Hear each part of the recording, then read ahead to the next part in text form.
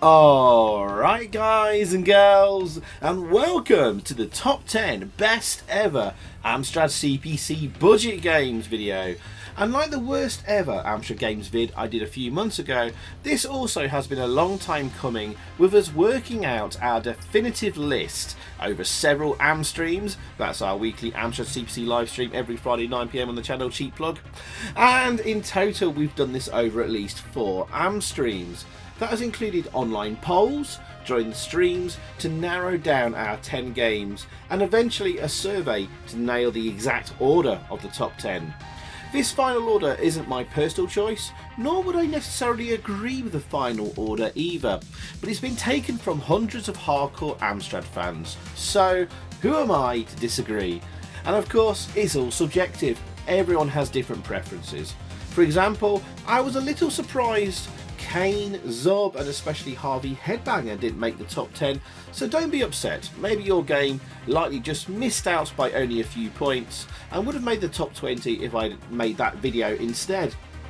Oh, and quickly, let's talk about our criteria here. We are of course not looking at full price games being re-released on budget, otherwise we'd be spending all video mostly talking about Robocop, Batman, etc. on the Hit Squad label. The game has to have originated on budget. Now over time the prices of both full price and budget games have varied and changed, so we've set a maximum price of £3.99, which by 1992 was the highest and also average price of a budgie. Anyway, on to our first game in 10th position.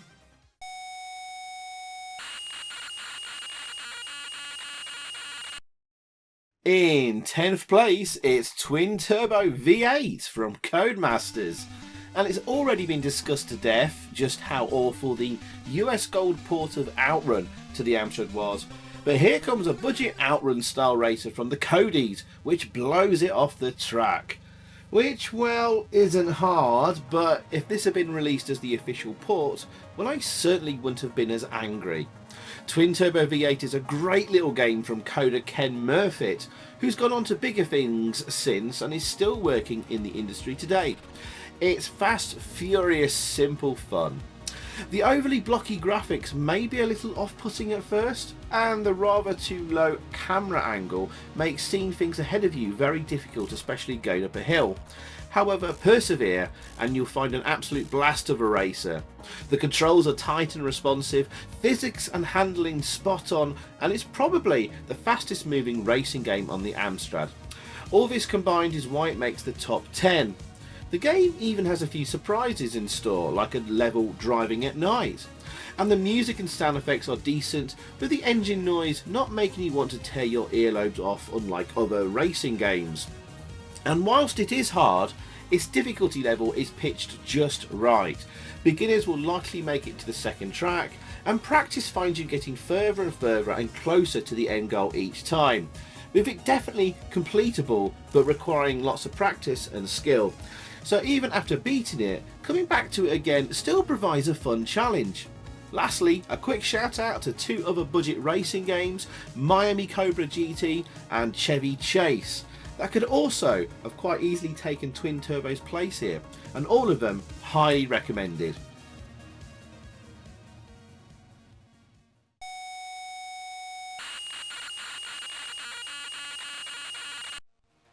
Turbo the Tortoise is in 9th place.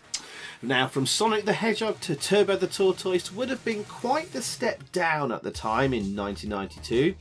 The ailing high-tech software tried to cash in on the Blue Blur's craze, but it was too little too late, with them going bust shortly after releasing this game.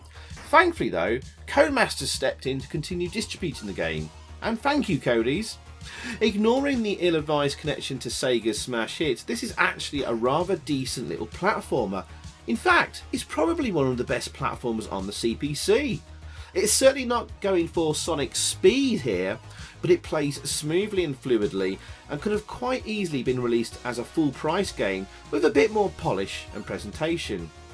With end of level bosses, hidden secret areas and power-ups, this is really impressive, especially with its lovely colourful graphics.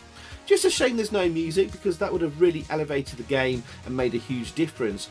Otherwise, as I said, this is one of the best platformers on the Amstrad, and that's including other full price releases.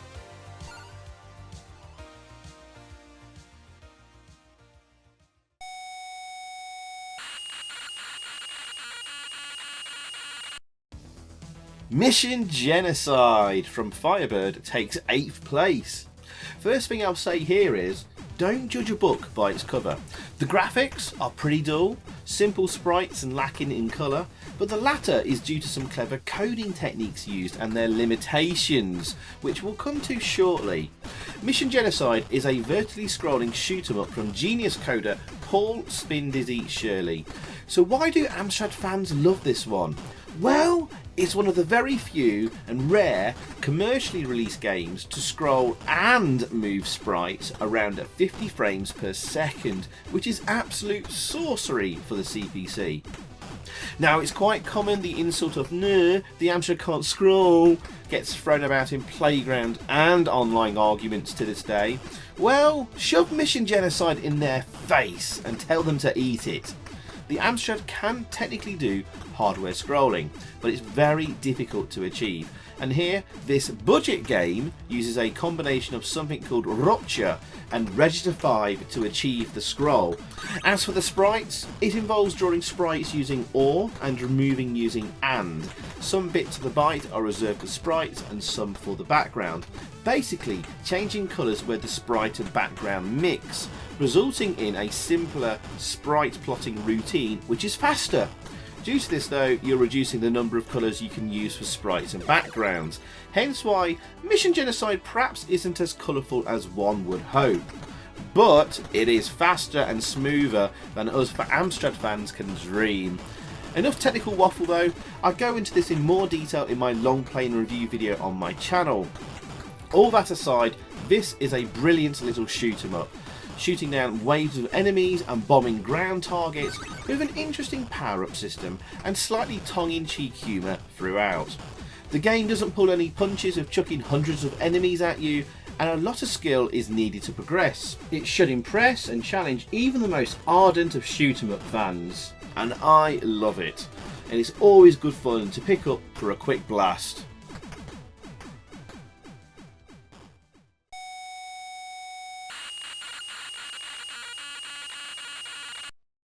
In 7th place, we have the mighty Feud from Mastertronic on their short-lived Bulldog sub-label, and it feels ridiculous that this Pickford Brothers masterpiece was a £1.99 budget game and not a full-price release. It's really that good, being both polished and innovative. Could this be one of the earliest examples of a proper deathmatch too? Well, there's two wizards in the game, you as Lyric and your opponent and brother Leonoric. Both of you are in a desperate race to traverse the world collecting spell ingredients from herbs, mixing them at your cauldron, then using your spellbook to cast them to defeat your brother. This will take some getting used to and map knowledge for you to stand any chance. Knowing the quickest route for the best spells is key, so it's not a quick pick up and play game here. It has incredible depth for a cheapy budgie, because there's a wide variety of spells, which include those that teleport, heal and protect you, some make you invisible, others are used to attack your brother, some even turn the villagers into zombies, which you can use to your advantage. So the key to winning this game is knowing which spells to get as quickly as possible and to use them in a specific order. So see my long play video on my channel on how to do it. Anyway, so Feud is a very beloved game, but its difficult nature may put some people off, which is probably why it isn't higher in the list. However, it's still an all-time standout classic.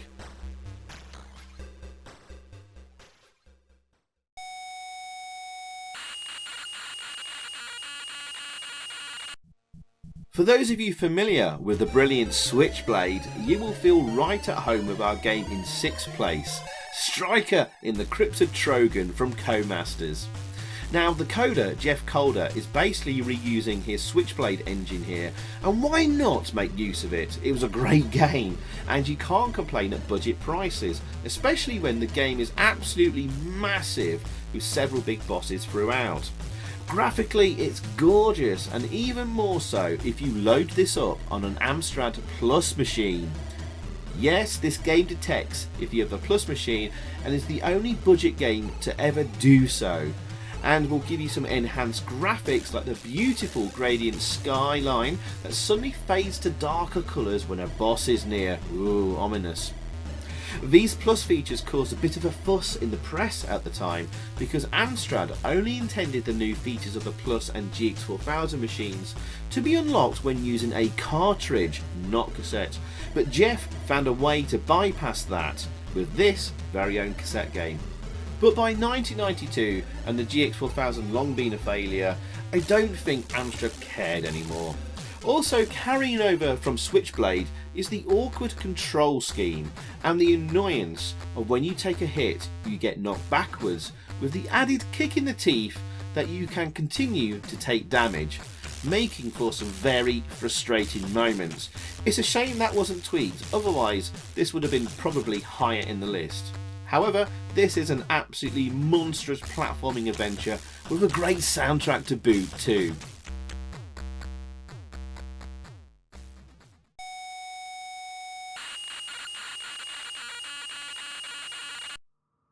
As we get into the top 5, we're going to be seeing some very familiar games, and it's going to be no surprise that Thrust from Firebird arrives in 5th position.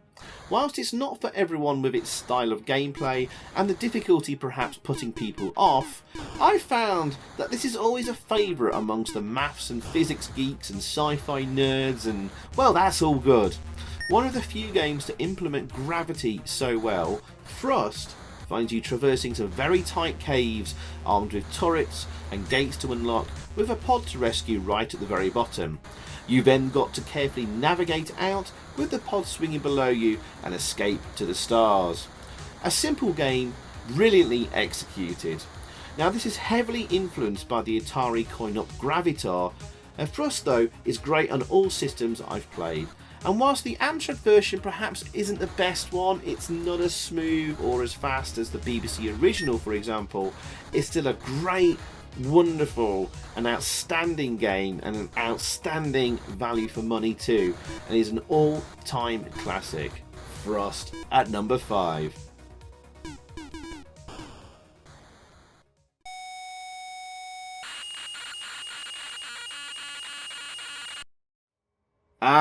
Rebel Star from Firebird at number 4, and it's a game that's like Thrust, where it's certainly not for everyone, because it's a turn-based strategy romp, where you and your team of raiders have to infiltrate an alien base guarded by vicious robots.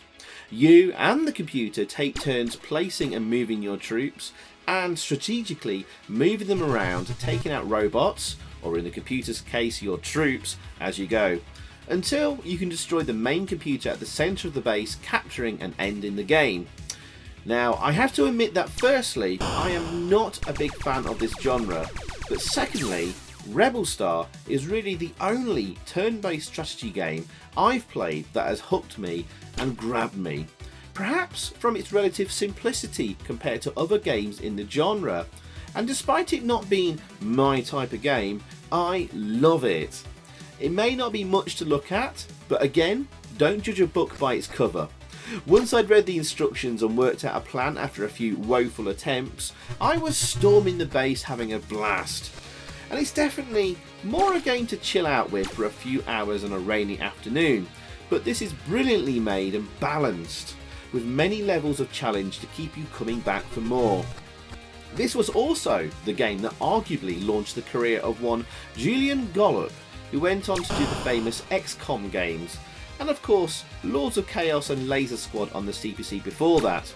And he's still working in the industry today. Anyway, Rebel Star is another all-time classic.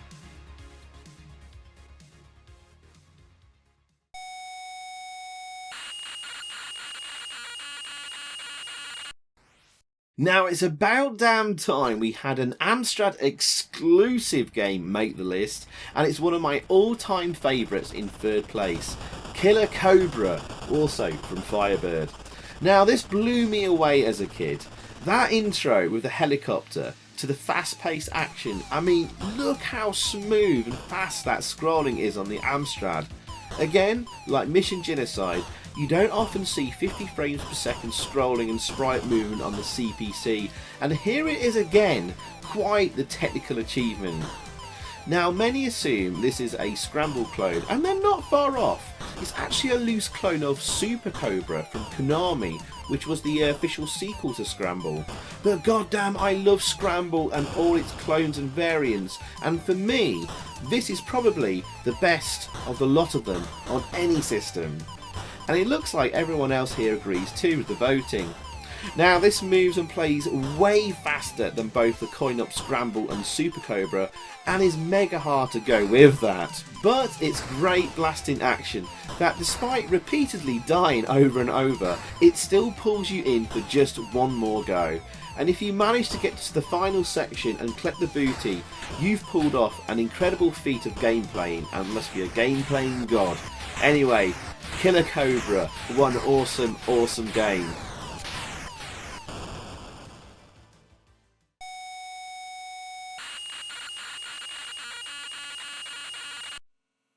Now I wonder if this will be a controversial choice or an obvious one for most people.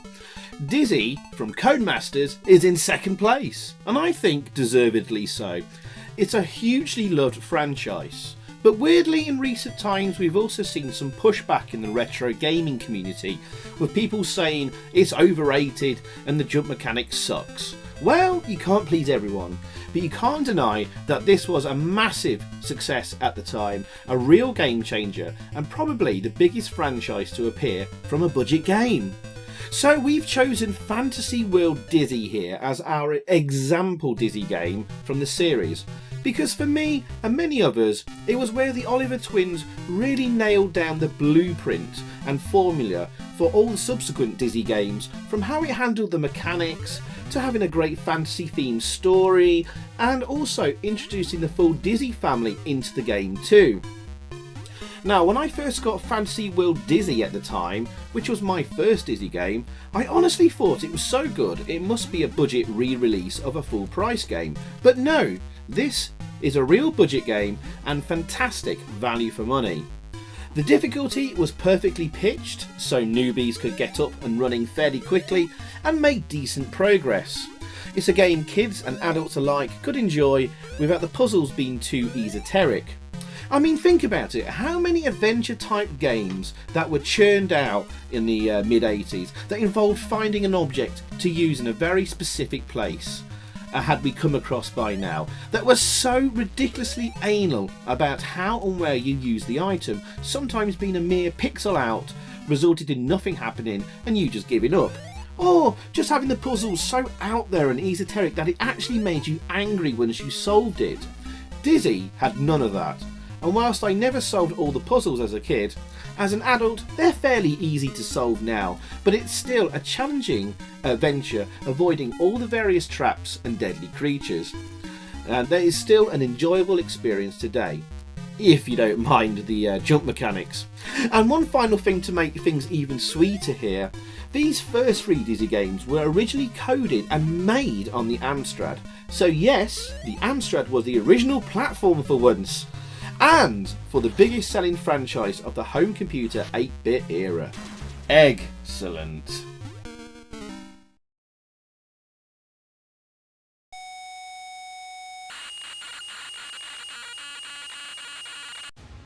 Finally, we get to our coveted number one spot, and for me, there was only ever going to be one winner. Thankfully, everyone voting also agreed. Although for some, this may come as a surprise, it's still a relatively unknown game. So without further ado, our winner is The Island of Dr. Destructo, or just Destructo for short. From Mastertronic again on their sub-label Bulldog. So this is loosely based on a very obscure coin-op called Two Tigers. The game finds you in charge of a fast little plane with usually a giant battleship below that you have to sink. The twist is, you have to shoot down the planes and helicopters attacking you, and it's the debris of those downed fighters that slowly puncture holes in your main target below. Usually it's 3 holes to sink the thing, and then you move on to the next location. It's a simple but very clever and exciting concept. You're going to be mowing down hundreds of planes per level, and it's the fast, frantic blasting action that hooks you in, superbly implemented with tight responsive controls and smooth gameplay, with just utter mayhem and carnage on the screen that just leaves you utterly addicted, and I love it. It's a superb pick up and play game that 30 years later still has me completely addicted. There's lots of levels and targets start changing up, with whole islands to sink later, let alone battleships, until eventually the fortress of Dr. Destructo himself. One of the really clever and nice touches I love in this game is that it follows a day to night to day cycle, with the sky beautifully changing colours as it follows sunrise to sunset. It just looks fabulous.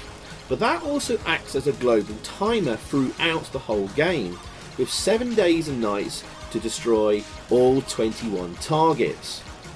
And to go with the great colourful graphics and sprites is some brilliant shooty and explosive sound effects. It's just a shame though that there's no music. Otherwise, this is a near perfect game for me, and it seems the rest of the Amstrad community agree with its position at the top.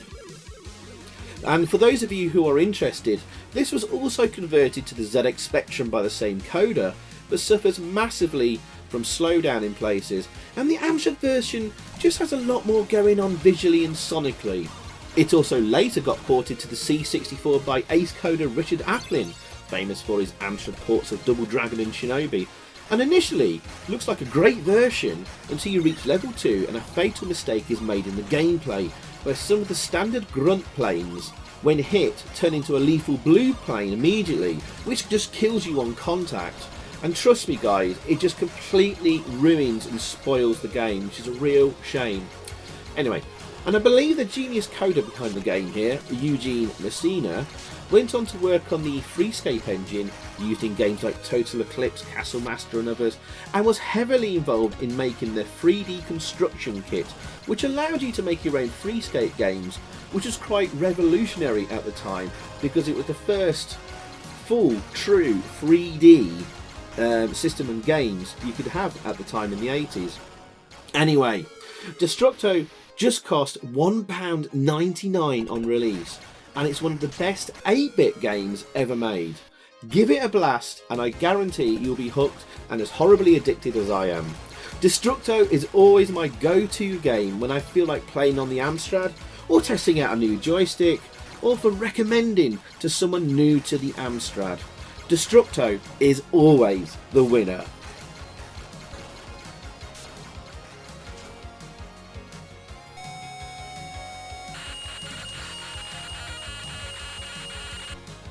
Let's give some other games an honourable mention that just missed out. Some of you may be surprised that a few didn't make the top 10, but in most cases it wouldn't be by much when it came down to the voting.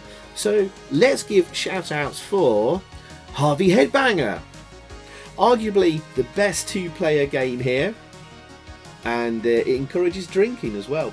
Next up is Kane, a hugely loved Western themed game with varying levels of gameplay. Next we have Zob, another brilliant game from the Pickford brothers who did Feud. We have Fly Spy, the first game from genius coder Richard Applin. And then we have 180, another hugely loved game that's fun with darts. Next, it's Chicken Chase, a simple but hilarious little arcade style game that involves love-making chickens and pecking snakes. Ooh. Then we have The Wild Bunch, a Wild West adventure made in BASIC, and the chat were very split on this one, but it has many ardent fans. Then we have Motos, a very rare case of an arcade coin-op being converted straight to budget. A brilliant little game. Lastly, two excellent racing games in Miami Cobra GT and Chevy Chase. Chevy Chase is cool, nothing to do with the famous actor, but I personally prefer the former to the latter, with Miami Cobra GT feeling more like Chase HQ in its looks and handling, and is a brilliant little racer.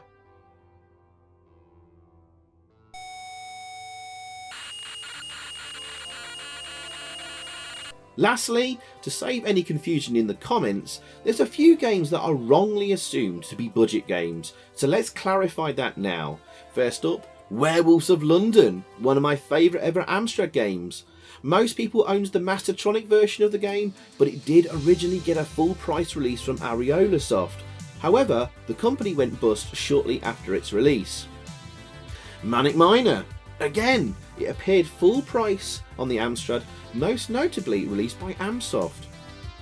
Chucky Egg, often got suggested a lot, and an absolute stone cold classic, but originally released by A&F at mid to full price range.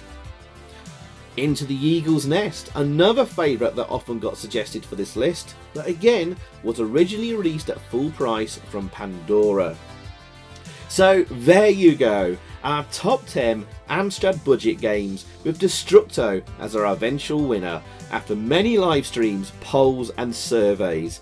And I hope you enjoyed. Let me know in the comments what you think, and if you'd like to see more videos like this in the future. Perhaps we may have missed some games, some budget games that were extremely rare and unheard of. You let me know. Thanks for watching, and see you again soon. Cheers!